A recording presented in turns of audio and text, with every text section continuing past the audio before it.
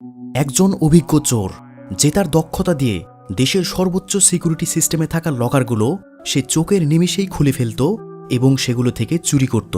কিন্তু এবার তার পরিকল্পনাটা একটু ভিন্ন। সে ঠিক করে সাউথ কোরিয়ার সরকারি একটা ভল্টে থাকা $200 মিলিয়ন সে চুরি করবে। একে তো সেটা ছিল সরকারি ভল্ট, তার উপর সেখানে ছিল কোরিয়ার সর্বোচ্চ সিকিউরিটি সিস্টেম। তবুও এই চোর জীবনের সর্বোচ্চ ঝুঁকি নিয়ে সেই ভল্টে চুরি করার জন্য দুর্দান্ত একটা মাস্টার প্ল্যান তৈরি করে চুরির এই মিশনে নেমে পড়ে। এছাড়াও মুভিটিতে চমকে দেওয়ার মতো কিছু টুইস্ট এবং আরও বেশ কয়েকটি চুরির ঘটনা রয়েছে। তো পুরো কোরিয়ার এমন শক্ত সিকিউরিটি ভেদ করে সে কি এই ভল্টে চুরি করতে পারবে, সেটি জানতে হলে শেষ পর্যন্ত দেখতে থাকুন দ্য কন আর্টিস্ট নামের এই দুর্দান্ত মুভিটি। তো বন্ধুরা চলুন ভিডিওটিতে একটা লাইক দিয়ে মূল ঘটনায় নেমে পড়ি। তো শুরুতেই এই মুভির প্রধান চরিত্র লিকে দেখতে পাই। আসলে লি ছিল অনেক দক্ষ একজন চোর। সে তার দক্ষতা দিয়ে হাই সিকিউরিটি লকারগুলো এক নিমিষেই খুলে ফেলত। তো আজকে সে শহরের 30 তলা একটা বিল্ডিংয়ের উপরে মূল্যবান পাথরের একটা ভাস্কর্য চুরির জন্য এখানে এসেছে।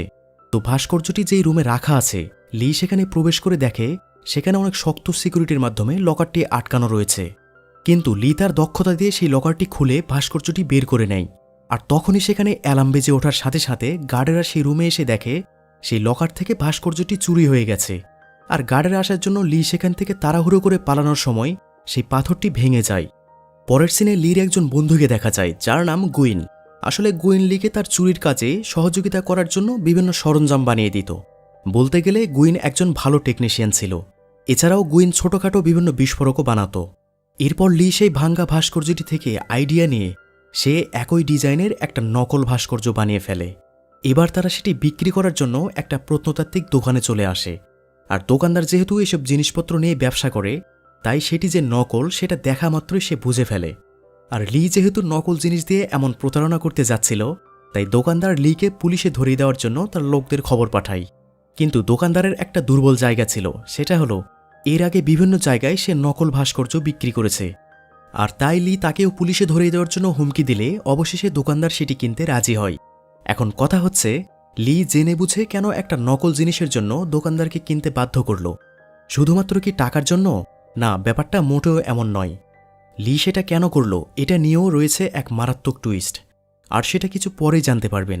তো বন্ধুরা, আসলে একটি ভিডিও বানাতে অনেক পরিশ্রম করতে হয়, আর আপনাদের মূল্যবান লাইক, কমেন্ট এবং সাবস্ক্রাইবই আমাকে ভিডিও বানানোর মূল অনুপ্রেরণা দেয়। তাই বন্ধুরা, যারা এখন আমার চ্যানেলটি সাবস্ক্রাইব করেননি, তারা চ্যানেলটিকে সাবস্ক্রাইব করে ভালোবেসে আমাকে আপনাদের পাশেই রাখবেন। তো এরপর তারা তাদের ওয়ার্কশপে এসে জাল নোট বানানোর জন্য চেষ্টা করে। আসলে তাদের কাছে আগে থেকেই জাল নোট বানানোর মেশিন ছিল, কিন্তু তারা সেটি বানাতে ব্যর্থ হয়, যার কারণে লি আর গুইন মিলে ঠিক করে তারা একটা ডায়মন্ডের দোকানে ডাকাতি করবে। কিন্তু সেই দোকানটার আশেপাশে এবং দোকানে অনেকগুলো সিসি ক্যামেরা এবং বিভিন্ন সিকিউরিটি দিয়ে প্রোটেক্ট করা ছিল, যার জন্য লি এবার বিং নামের একজন দক্ষ হ্যাকারের সাথে দেখা করে সেই হ্যাকারকে তাদের হয়ে কাজ করতে বলে। লি জানায় তারা একটি ডায়মন্ডের দোকানে চুরি করবে এবং তাদের সেই দোকানের সিসিটিভি ক্যামেরাগুলো হ্যাক করবে। আর তারা সেটি চুরি করতে পারলেই $3 মিলিয়ন সমমানের ডায়মন্ড পেয়ে যাবে। বিং তাদের প্ল্যান শুনে রাজি হয়ে যায়। লি এবার ইউন নামের একটা মেয়ের সাথে দেখা করে। আসলে ইউনের বাবা একজন প্রফেশনাল চোর ছিল, তার কাছে থেকেই লি বিভিন্ন চুরির প্রশিক্ষণ নিয়েছিল। কিন্তু দুর্ভাগ্যবশত একজন গ্যাংস্টার ইউনের বাবাকে মেরে ফেলে। আর সেই সুবাদে লি এর সাথে ইউনের পরিচয় ছিল, আর ইউনের গলায় একটা ডায়মন্ডের মূল্যবান লকেট ছিল। লি তাকে বলে, তোমার ডায়মন্ডের লকেটটি আমার অনেক পছন্দ হয়েছে, যার কারণে সে ইউনকে ম্যানেজ করে এই ডায়মন্ডের বর্তমান বাজার মূল্য জানার জন্য তারা পাশের একটি দোকানে প্রবেশ করে। আসলে লি এই দোকানে চুরির আগে কোথায় কি রয়েছে সেটি দেখার জন্য আগে এখানে আসে। সেখানে কথা বলার মাঝে লি একটা স্যুটকেস কৌশলে সোফার নিচে রেখে দেয়। এবার তারা পাশের আরেকটি দোকানে দাম শুনতে যায়। আর লি চুরি করার জন্য এই দোকানটাকেই টার্গেট করেছে। আর এই সুযোগে লি সেই রুমের কন্ডিশন এবং কতগুলি সিসি ক্যামেরা ছিল তার সবকিছু ভালোভাবে দেখে নেয়। তারপর সেখান থেকে চলে আসে। আর পরের দিনে সেই হ্যাকার বিং ওই দোকানের বাহিরের এবং আশেপাশের সকল ক্যামেরাগুলোর লোকেশন দেখে নেয়। যাই হোক, সেই দিন রাতে তারা 3 জন মিলে সেই চুরির মিশনে নেমে পড়ে।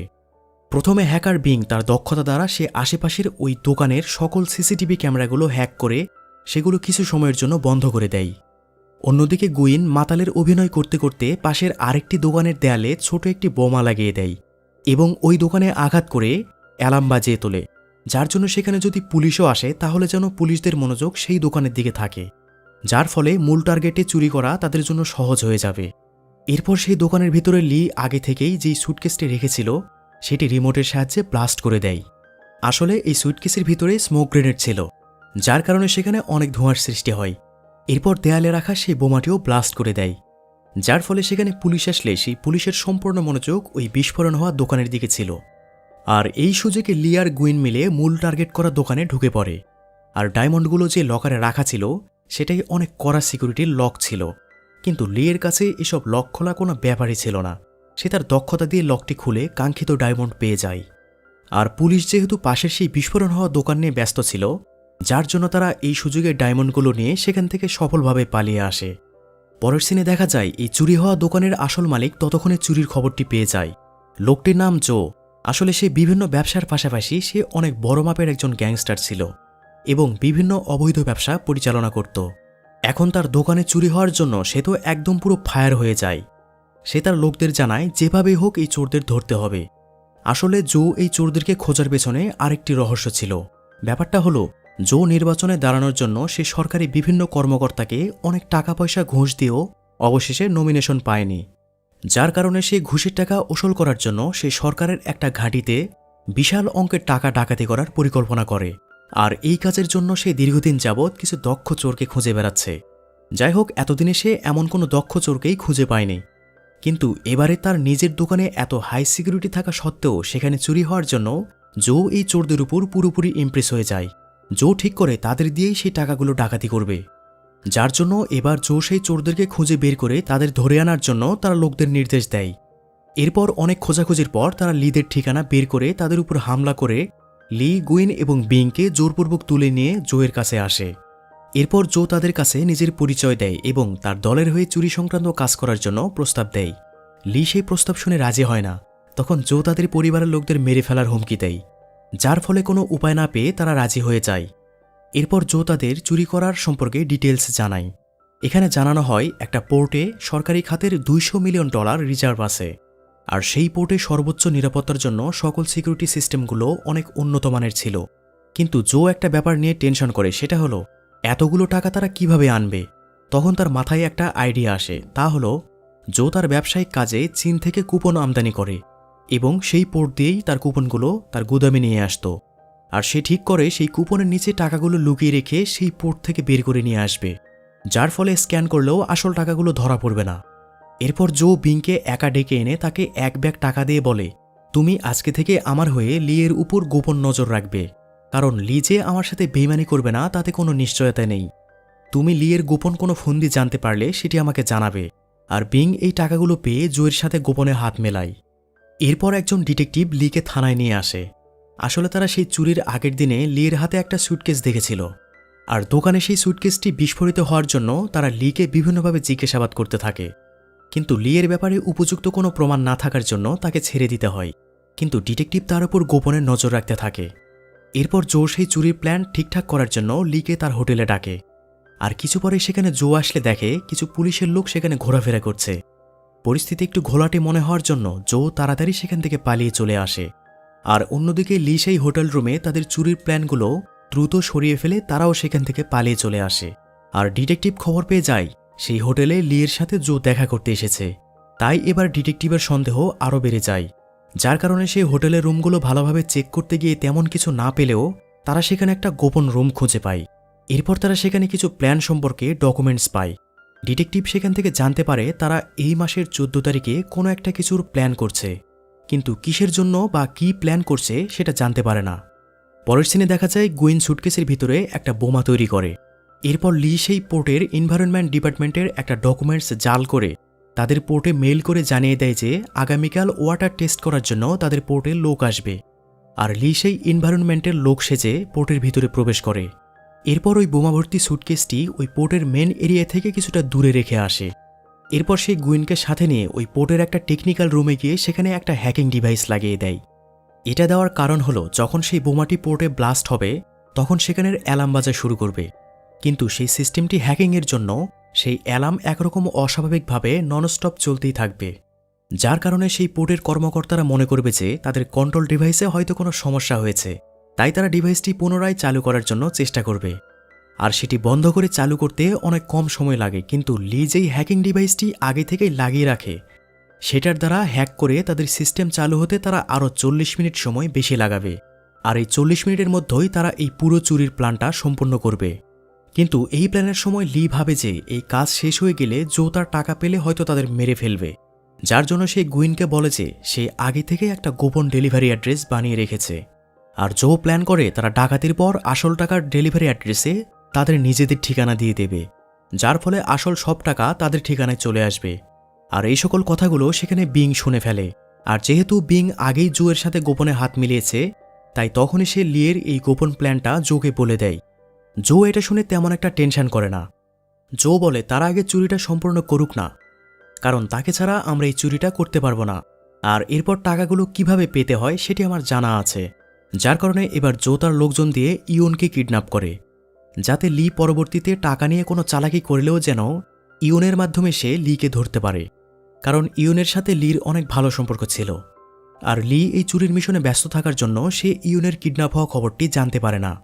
এরপর প্ল্যান অনুযায়ী লি আবারও এনভায়রনমেন্ট ডিপার্টমেন্টের লোক সেজে ওই পোর্টে ঢুকে পড়ে। অন্যদিকে বিং টেলিফোন টেকনিশিয়ান সেজে ভিতরে প্রবেশ করে। এরপর তারা আগে থেকে লাগিয়ে রাখা ডিভাইসের দ্বারা পোর্টের সমস্ত সিস্টেম হ্যাক করে তাদের কন্ট্রোলে নেয়। এবার জো রিমোটে কোড দিয়ে আগেই সুটকেসের ভিতরে থাকা সেই বোমাটি ব্লাস্ট করে দেয়, যার ফলে পোর্টের অন্য একটা এরিয়াতে অনেক বড় একটা বিস্ফোরণ ঘটে। আর এমন বিস্ফোরণের ফলে পোর্টের চারিদিকে আতঙ্ক ছড়িয়ে পড়ে। আর তখন সেখানে নিরাপত্তার জন্য সোয়াট টিম প্রবেশ করলে লি এবার তার দলকে সাথে নিয়ে নকল একটা সোয়াট টিম বানিয়ে পোর্টের সেই মেইন ভল্টের এরিয়াতে ঢুকে পড়ে। এদিকে সেই অফিসে অস্বাভাবিকভাবে অ্যালার্ম বাজতে থাকলে তারা মনে করে যে তাদের সিস্টেমে কোনো প্রবলেম হয়েছে, যার কারণে তারা ডিভাইসটি বন্ধ করে আবার চালু করে। আর লি যেহেতু আগে থেকেই হ্যাকিং ডিভাইস লাগিয়ে রেখেছিল, তাই তাদের পুরো সিস্টেমটি চালু হতে 40 মিনিট সময় চায়, যার কারণে পোর্টের সকল সিসিটিভি ক্যামেরা সহ সব ধরনের নিরাপত্তা ডিভাইসগুলো কাজ করা বন্ধ করে দেয়। আর এদিকে বোমা ব্লাস্ট এরিয়ার দিকে সকল লোকেরা আগুন নেভানোর কাছে ব্যস্ত থাকলে সেই টাকার ভল্টের কাছে যে গার্ডেরা পাহারা দিচ্ছিল, লিয়েরা তাদেরকে মেরে সেই জায়গার কন্ট্রোল নিয়ে নেয়। এরপর লি সরাসরি সেই লকারের কাছে এসে সেটি খোলার জন্য কাজ শুরু করে দেয়। আসলে একসাথে এতগুলো টাকা থাকার জন্য সেই লকারের সিকিউরিটি অনেক হার্ড ছিল, যার কারণে লকারটি খুলতে লি হিমশিম খেয়ে যায়। তবুও সে তার সর্বোচ্চ চেষ্টা দিয়ে অবশেষে লকারটি খুলে ফেলে। আর এতগুলো টাকা একসাথে দেখে তারা নিজেও অবাক হয়ে যায়। এরপর দ্রুত সেই টাকাগুলো সেখান থেকে সরিয়ে জোয়ের কুপন আমদানি করা সেই গাড়িতে নিয়ে এসে তোলে। অন্যদিকে ডিটেকটিভ যেহেতু আগেই জানতে পেরেছিল যে 14 তারিখে কোনো একটা কিছু হতে চলেছে, তাই সে বোমা ব্লাস্টের খবর পেয়ে পোর্টে চলে আসে। কিন্তু পোর্টে আসলে কি হচ্ছে আর বোমাটি কেন ব্লাস্ট হলো সে ব্যাপারে কোনো ধারণা ছিল না। আর এতক্ষণে ওইদিকে লিদের চুরির কাজ সম্পূর্ণ হয়ে গিয়েছে, যার জন্য লি এবার সেই টাকার গাড়ির ডেলিভারি অ্যাড্রেসে তার নিজের ঠিকানায় আপডেট করে দেওয়ার জন্য সে এবার কন্ট্রোল রুমে ঢুকে পড়ে। আর লিয়ের এসব প্ল্যানের কথা যেহেতু বিং আগেই জোকে গোপনে বলে দিয়েছিল, তাই জো সেখানে চলে আসে এবং সেখানের কম্পিউটারের কানেকশন বন্ধ করে দেয়। এরপর লিকে সেই পোর্টের বাইরে এনে তার বন্ধু ইয়নের লকেটটি দেখিয়ে বলে যে আমি তাকে কিডন্যাপ করে রেখেছি। এখন তুমি যদি বোমা নিয়ে পুলিশের কাছে গিয়ে বলো যে এই সব কিছু তুমি করেছ এবং তাদের কাছে যদি স্যালেন্ডার করো, তাহলে আমি ইয়নকে ছেড়ে দেব, এছাড়া ইয়নকে আর জীবিত পাবে না। তখন লি উপায় না পেয়ে তার শর্ত মেনে নেয় এবং আরেকটি বোমাসহ গাড়ি নিয়ে ঘটনাস্থলের দিকে যেতে থাকে। আর এদিক থেকে জো পুলিশকে কল করে মিথ্যা পুলিশের পরিচয় দিয়ে বলে যে পোর্টের ভিতরে লি বোমা হামলা চালিয়েছে এবং সে আরেকটি বোমা ব্লাস্ট করার জন্য আবারও ওই দিকে যাচ্ছে। খবরটি শুনেই ডিটেকটিভ তার টিম নিয়ে লিকে ধাওয়া করতে থাকে। এভাবে অনেকক্ষণ চেষ্টার পর পুলিশ এবং সোয়াট টিম মিলে তাকে চারিদিক থেকে ঘিরে ফেলে। এমন সময় উপায় না পেয়ে লি তখন পানিতে ঝাঁপ দেয়। আর তখনই সোয়াট টিমের একজন লোক তার পিঠে গুলি করে। আর গুলি খেয়ে লি যখন পানিতে পড়ে, তখনই অন্যদিক থেকে জো রিমোটের সাহায্যে লির কাছে থাকা সেই বোমাটি ব্লাস্ট করে দেয়। একে তো তাকে গুলি লেগেছে, তার উপর আবার বোমা ব্লাস্ট, যার কারণে লি সেখানেই মারা যায় এবং তার লাশ পানিতে তলিয়ে যায়। অন্যদিকে যখন বিং জানতে পারে যে লি মারা গেছে, তখন বিং খুশি হয়ে গুয়েনকে বলে যে সে মারা গিয়ে ভালোই হলো, এখন তার ভাগের টাকাটাও আমরা পাবো। এটা শুনেই গুয়েন বিংকে বেইমান প্রতারক বলে মারধর করতে থাকে। আর তখনই বিং গুয়েনের পেটে চাকু ঢুকিয়ে দেয়। গুয়েনও সেখানেই মারা যায়। অন্যদিকে জো তার কুপনের গাড়িটি গুডাউনে নিয়ে এসে যখন সেটা খোলে, তখন সে তো মহা খুশি। কিন্তু সে যখন ভালো করে চেক করে, তখন দেখতে পায় সেই কুপনের ভিতরে কোনো আসল টাকা নেই। পুরো গাড়িটি কুপন দিয়ে ভর্তি ছিল, যদিও সেই কুপনের ভিতরেই আসল টাকা লুকিয়ে রাখার কথা ছিল। আর ঠিক এই সময় জোয়ের কাছে একটা কল আসে। আর তখনই দেখা যায় লি জোকে কল দিয়েছে। মানে লি মরেইনি, সে দিব্যি সুস্থ হয়ে বেঁচে আছে। এখন কথা হলো কিভাবে এসব হচ্ছে, তাই না? তো এখানেই মুভির আসল টুইস্ট। আসলে লি প্রথমে ইউনের বাবার কাছে থেকে এমন চুরির টেকনিকগুলো শিখেছিল। তাই ইউনের বাবার সাথে লির অনেক ভালো একটা সম্পর্ক ছিল। আর সেই সময়টায় ইউনের বাবা জোয়ের হয়ে কাজ করত। কিন্তু একটা সময় ইউনের বাবা এসব চুরি ডাকাতি ছেড়ে ভালো হয়ে যাওয়ার সিদ্ধান্ত নেয়। কিন্তু জো সেটি মেনে নেয়নি। জো চাইছিল সে সারা জীবন ইউনের সাথে হয়ে এসব চুরি সংক্রান্ত কাজ করে তাকে সাহায্য করুক। আর ইউনের বাবা সেই সময়টায় জোয়ের কথা না শুনলে জো তাকে মেরে ফেলে। আর যেহেতু লি ইউনের বাবার শিষ্য ছিল এবং তার সাথে ভালো একটা সম্পর্ক ছিল, তাই সে এই খুনের প্রতিশোধ নেওয়ার জন্য লি প্ল্যান করে জোয়ের সাথে এত কিছু করেছে। আসলে লি ইচ্ছা করেই মুভির শুরুতেই সেই ভাস্কর্যটি চুরি করেছিল, কারণ সেটি অনেক দামি ছিল। আর দামি জিনিসগুলো সুযোগ পেলে জো কিনে নিত। আর চুরির পর লি ইচ্ছা করে সেটি ভেঙে ফেলে। আর সে নকল ভাস্কর্যটি বানানোর সময় সেটার ভিতরে একটা রেকর্ডিং ডিভাইস লাগিয়ে দেয়। এরপর লি সেটি ওই দোকানে বিক্রি করলে সেখান থেকে ওই ভাস্কর্যটি আবার জো কিনে নেয় এবং নিজের কাছে রেখে দেয়। যেই কারণে জোয়ের সকল প্ল্যান এবং তার সকল কুকর্মের কথাগুলো সেখানে রেকর্ড হয়ে যায়। এরপর সেই রেকর্ডারের অ্যাক্সেস যেহেতু লিয়ের কাছে ছিল, তাই সে ওই ডিভাইসের রেকর্ডগুলো সে নিজের কাছে থাকা আরেকটি ডিভাইসে পার করে নেয়। এরপর লি সেই রেকর্ড ফাইলটি ডিটেকটিভের কাছে পাঠিয়ে দেয়। আর ডিটেকটিভ সেটি প্লে করে শুনলে সে জোয়ের সকল অপকর্মের কথা জেনে যায়। আর মুভির শুরুর দিকে লি ইচ্ছা করে সেই ডায়মন্ডের দোকানে চুরি করেছিল, যাতে সে জোয়ের নজরে আসতে পারে এবং এই চুরির অভিজ্ঞতা দেখে জো যেন তাকে তার দলে নেয়। এদিকে ডিটেকটিভ সবকিছু জেনে সে জোয়ের বাসায় এসে তাকে ধরার জন্য আক্রমণ করে। আর এই সুযোগে বিং ইয়নকে সেখান থেকে মুক্ত করে নিয়ে আসে। এরপর আরও একটা টুইস্ট দেখা যায়। আসলে লি যখন ধরা পড়ে নদীতে ঝাঁপ দিয়েছিল, তখন লিয়ের ভাড়া করা নকল একজন সোয়ার্ড তাকে গুলি করেছিল। আর গুলিটিও ছিল নকল, যার কারণে প্রকৃতপক্ষে তাকে কোনো গুলি লাগেনি। আর এজন্য সে বেঁচে যায়। আর বিং সেই সময়টাই ইচ্ছা করে জোয়ের সাথে হাত মিলিয়েছিল, যাতে সে জোয়ের গোপন প্ল্যানগুলো জানতে পারে। এরপর দেখা যায় বিং গুইনকেও খুন করেনি। আসলে সেটি ছিল নকল চাকু এবং পুরোটাই ছিল অভিনয়। এবার আরও একটি টুইস্ট দেখবেন, সেটা হলো লি যখন তার নকল সোয়ার্ড টিম পোর্টে এনেছিল, তখন তাদের গাড়িতে করে লি সেই নকল টাকা ছাপানোর মেশিনটিও সাথে করে এনেছিল, যার জন্য লি সেই পোর্টের আসল টাকাগুলো তার নিজস্ব গাড়িতে তুলে সেই টাকাগুলোতে মেশিনের সাহায্যে রং করে আসল টাকাগুলোকে দেখতে কুপনের মতো বানিয়ে ফেলে। আর লি ডেলিভারি অ্যাড্রেসের ডকুমেন্টসগুলো নকল করে সে নিজের ঠিকানায় ডেলিভারির ঠিকানা বসিয়ে দেয়, যার জন্য সেই আসল টাকাগুলো লিয়ের ব্যক্তিগত ঠিকানায় চলে যায়। কিন্তু সেই আসল টাকার উপর রং করে কুপন বানানোর জন্য পোর্টের গেটেও সেগুলো ধরা পড়েনি। আর লি জোয়ের কুপনের গাড়িতে কোনো আসল টাকাই সে দেয়নি। আর পরের সিনে দেখা যায় জো আসল টাকাগুলো না পেয়ে তার মাথা একদম খারাপ হয়ে সে লিকে খুঁজতে বেরিয়ে পড়ে। আর তখন লি সেখানে এসে তাকে গাড়ি দিয়ে ধাক্কা মেরে তাকে আহত করে ফেলে এবং ইউনের লকেটটি তার কাছ থেকে ছিনিয়ে নেয়। আর ডিটেকটিভ যেহেতু রেকর্ডে জোয়ের সকল অপকর্ম জেনে গিয়েছে, তাই লি এবার ডিটেকটিভকে কল দিয়ে জোয়ের ঠিকানা বলে দিয়ে সেখান থেকে চলে যায়। আর মুহূর্তেই সেখানে ডিটেকটিভ এসে তাকে গ্রেপ্তার করে।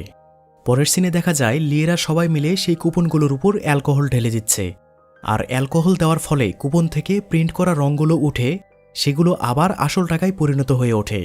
অবশেষে তারা এই চুরিতে সফল হওয়ায় এবং একসাথে এতগুলো টাকা পাওয়ার খুশিতে সবাই অনেক আনন্দ ফুর্তি করতে থাকে। পরের সিনে লি ইউনের বাসায় এক ব্যাগ টাকা পাঠিয়ে তাকে একটা চিঠি লিখে জানায় যে সে যেন দুবাই এসে তার একটা ব্যবসা শুরু করে। আর কথা মতো ইউন দুবাই এসে একটা নতুন ব্যবসা দেয়। আর সেখানে ইউন দেখতে পায় তার লকেটটি দোকানের মধ্যেও ডিসপ্লে করা রয়েছে এবং তার অনেক বড় একটা ছবি আর্ট করা রয়েছে। এটা দেখে ইউন অবাক হয়ে যায়। আর তখনই দেখা যায় পাশে থেকে লি বেরিয়ে আসে। মানে লি সেই চুরির পর ভাগের টাকাটা নিয়ে সে আগেই দুবাই চলে এসেছিল। আর এখানে এসেও ইউন লিকে পেয়ে সে তো মহা খুশি। এরপর লি আর ইউন মিলে দুবাইয়ে তাদের একটা অনেক বড় ব্যবসা দাঁড় করায়। আর এই হ্যাপি এন্ডিংয়ের মাধ্যমেই মুভিটি এখানে শেষ হয়ে যায়। তো বন্ধুরা, ভিডিওটি কেমন লাগলো তা লাইক কমেন্ট করে মতামতটি জানিয়ে দিবেন। আর অবশ্যই চ্যানেলটি সাবস্ক্রাইব করতে ভুলবেন না যেন। সবাই ভালো থাকুন, কথা হবে পরবর্তী ভিডিওতে।